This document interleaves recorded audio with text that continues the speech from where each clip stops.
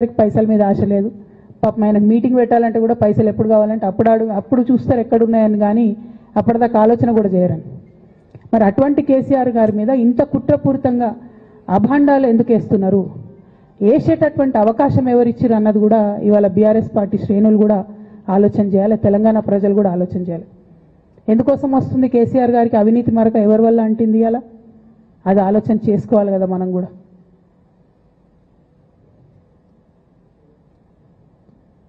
కొంతమంది కేసీఆర్ గారి పక్కన ఉన్నటువంటి వాళ్ళు కేసీఆర్ గారి పేరు చెప్పుకొని అనేక రకాలుగా లబ్ధి పొంది వారు చేసినటువంటి అనేక చెత్త పనుల వల్ల ఇవాళ కేసీఆర్ గారి పేరు బద్నామయ్యే పరిస్థితి వచ్చింది.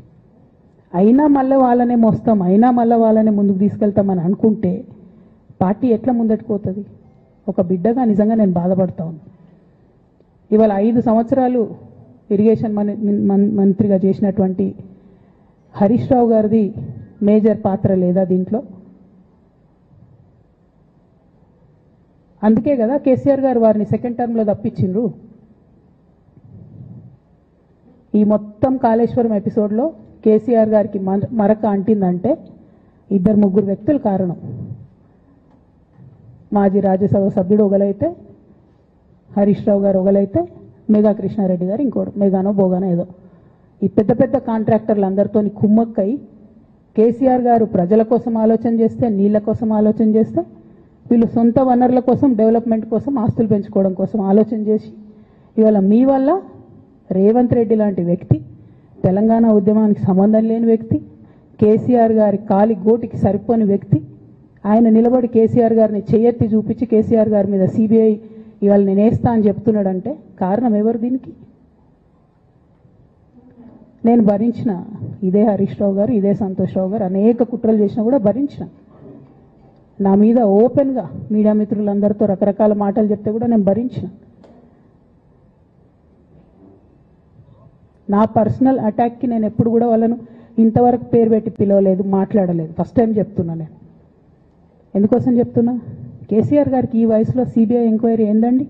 ఎందుకోసం ఆ కర్మ పట్టింది? ఎందుకు భరించాలి? ఇటువంటి వాళ్ళని చూస్తూ ఎందుకోసం ప్రొటెక్ట్ చేసుకోవాలి? బీఆర్ఎస్ పార్టీ తమ్ముల కోపం రావచ్చు, కానీ వాస్తవాలు చేదుగున్నా అప్పుడప్పుడు మాట్లాడుకుంటేనే, మందు తీసుకుంటేనే ఆరోగ్యం మంచిగా అవుతుంది. ఇట్లా చెప్పుకుంటూ పోతే చాలా చాలా అంశాలు ఉన్నాయి. వాటన్నిటి జోలికి నేను పోదలుచుకోలేదు. కానీ కేసీఆర్ గారు హిమాలయ పర్వతం అంత ఎత్తు లాంటి పర్సనాలిటీ ఆయనది. ఆయనను చేయబెట్టి చూపించి అవినీతి అని అంటే నిజంగా చాలా బాధ అవుతూ ఉన్నది. ఎందుకంటే నా పెళ్ళప్పుడు నా పెళ్లి చేయడానికి కూడా ఇబ్బంది పడ్డటువంటి వ్యక్తి ఆయన. రాజకీయాలలో 40-50 ఏళ్ళు ఉంటే కూడా ఆస్తులు సంపాదించుకోలే కేసీఆర్ గారు.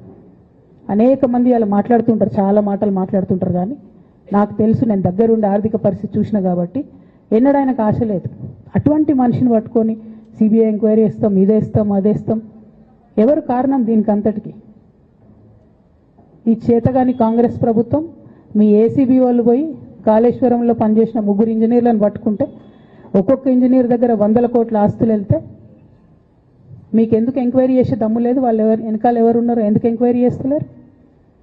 ఖచ్చితంగా నేను ఇవాళ చెప్తా ఉన్నా, హరీష్ రావు గారు వెనక, సంతోష్ రావు గారు వెనక రేవంత్ రెడ్డి గారు ఉన్నారు. వాళ్ళని ఖచ్చితంగా కాపాడతారు అన్ని విషయాలను. వాళ్ళని ఏమనరు, వాళ్ళ గురించి ఏం మాట్లాడరు. బాణం ఎంతసేపు కేసీఆర్ గారి మీద ఉంటుంది. కేసీఆర్ గారిని మాట్లాడాలి, కేసీఆర్ గారిని బదనాం చేయాలి. కానీ దగ్గరుండి ఈ అవినీతి అనకొండలు బీఆర్ఎస్ పార్టీని ఏదైతే డిస్టర్బ్ చేసిండ్రో వాళ్ళని మాత్రం ఏమనరు. ఈ ఇంటర్నల్ అండర్స్టాండింగ్ అనేది ఎక్స్పోజ్ కావాలి. రేపటి నుంచి నేను ఛాలెంజ్ చేసి చెప్తున్నా కదా, రేపటి నుంచి ఏం మాట్లాడతారు తెలుసా? ఈ మొత్తం బ్యాచ్లన్నిటికీ సోషల్ మీడియా బ్యాచ్లు ఉన్నాయి. వీళ్ళందరికీ బాగా చాలా చాలా బ్యాచ్లు ఉన్నాయి. వాళ్ళంతా రేపటి నుంచి ఏమంటారు? నన్ను ఒకళ్ళు బీజేపీ ఆపరేట్ చేస్తుంది అంటారు, ఒకళ్ళు కాంగ్రెస్ ఆపరేట్ చేస్తుంది అంటారు, ఒకళ్ళు రేవంత్ రెడ్డి చెప్తే మాట్లాడుతుంది అంటారు, ఇంకోళ్ళు బండి సంజయ్ చెప్తే మాట్లాడుతుంది అంటారు. ఖబర్దార్ బిడ్డ, నేను ఎవరు చెప్తే ఆడేటటువంటి తోలుబొమ్మని కాదు. నాది నాది నాది నాది కేసీఆర్ బ్లడ్, నాది తెలంగాణ బ్లడ్. ఇండిపెండెంట్గా నేను అనుకున్న విషయాన్ని చెప్తున్నాను. దానికి పొలిటికల్గా ఇబ్బంది అయినా, కష్టమైనా, నష్టమైనా నేనే భరిస్తా. కానీ దేవుడు లాంటి మా నాన్నను ఇవాళ సిబిఐ ఎంక్వైరీ చేసిండ్రంటే కడుపు రగులుకపోతా ఉంది ఒక బిడ్డగా. అందుకే చెప్తున్నా, ఇన్ని రోజులు చెప్పలే. ఆ మధ్యలో పోయినసారి నా కొడుకు గ్రాడ్యుయేట్ అయినప్పుడు వచ్చినప్పుడు నేను మా నాన్నకు రాసుకున్న లెటర్ లీక్ చేస్తే కూడా ఆ 70, 80, 90 రోజుల నాకు నరకం చూపిస్తున్నారు. ప్రతిరోజు సోషల్ మీడియాలో ఇష్టం వచ్చినట్టు రాపిస్తున్నారు. ఎప్పుడు వీళ్ళ పేర్లు తీసుకోలే, ఇష్టం వచ్చినట్టు ప్రెస్ వాళ్ళకు మాట్లాడుతూ చాలా విషయాలు చెప్తున్నారు. ఎప్పుడు వాళ్ళ పేర్లు తీసుకోలే. ఇలా తీసుకుంటున్నా, ఎందుకంటే విషయం నాది కాదు, ఇది తెలంగాణ పరువు ప్రతిష్టకు సంబంధించిన విషయం. ఇలా దేశంలో ఏ మూలకు పోయినా ఎక్కడికి పోయినా కేసీఆర్ అంటే ఒక మహానాయకుడు, త్యాగం చేసిన నాయకుడు అని చెప్పి మాట్లాడతారు. రేపటి నుంచి ఏం మాట్లాడతారు? సిబిఐ ఎంక్వైరీ వస్తే ఏం మాట్లాడతారు? కేసీఆర్ అంటే సిబిఐ కేసు అంటారు. మా నాన్న పరువు పోతే నాకా బాధ, మీకా? మీకు పైసలు కావాలి కదా, మీకు పేరుతోనేం పని?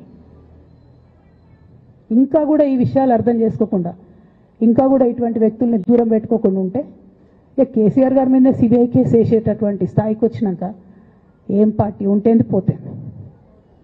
బీఆర్ఎస్ పార్టీ నాయకులు నన్ను తిట్టుకున్నా సరే, లోకల్ బాడీ ఎన్నికలలో నాకు నష్టం జరుగుతుంది అనుకున్నా సరే, మా నాన్న మీద సిబిఐ ఎంక్వైరీ పడ్డాక ఏముంది, తొక్కల ఎలక్షన్ ఒకటి గెలుస్తారు, ఒకటి ఓడిపోతారు. అసలు ఓడిపోయే పరిస్థితి ఎట్లా వచ్చింది? ఇటువంటి దుర్మార్గుల వల్ల కాదా వచ్చింది?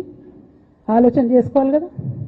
ఓ అంటే నా దగ్గర పైసలు ఉన్నాయి, టీవీలు ఉన్నాయి, సోషల్ మీడియాలు ఉన్నాయి, ఏటు పడితే అటు మాట్లాడతామంటే తోలు తీస్తాం చెప్తున్నా నేను. గీత గీసుకుంటాం బిడ్డ. మీరు ఒక్క కమెంట్ పెడితే మేము 10 చేస్తాం. ఏది పడితే అది మాట్లాడచ్చు సోషల్ మీడియాలో అనుకుంటూ చూసుకుంటూ ఊరుకుంటున్నా.